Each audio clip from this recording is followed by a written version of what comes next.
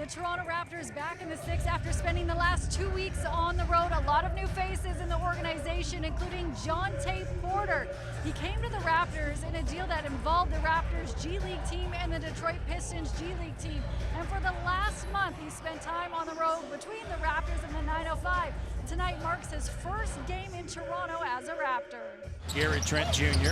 Gary kicks it. Porter up fake in the circle. Jumper. In the soft touch. It's been pretty crazy. I really haven't had time to settle my feet and get planted here in Toronto.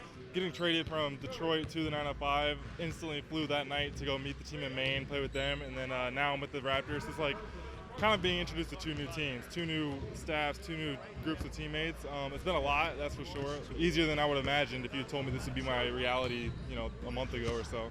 He's everywhere. 2 dunks already. Now a pass to Porter. He'll slam it with 2. When Jontay was traded to the Raptors 905, he was reunited with his former Memphis Grizzlies teammate Justice Winslow, who both were on the team when now Raptors head coach Darko Rajakovic was an assistant coach. Besides Darko, was there anybody in here that you kind of knew a little bit from the Raptors roster?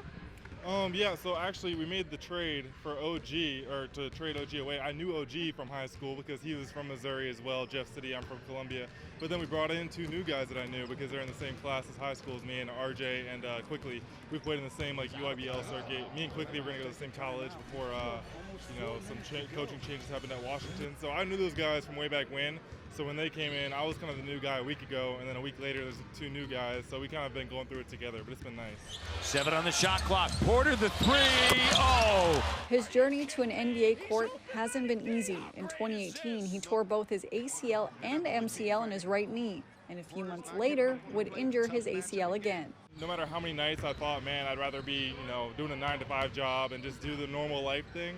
Basketball's all I've known, and I'm back to it, and I'm here, and I think it just goes to show that with all the doubts and with all the insecurities that came with the injuries, it's really important to have a good supporting crew around you, and I definitely have that, so I'm lucky. Talk about the support system and your family. I want to know, at what age did you beat your brother in your first game of one-on-one? Man, as early as I can remember. I think out the womb he was a little jealous of me. So, no, we've been playing since, we were all homeschooled, all my siblings, so we've been playing since I was wearing diapers.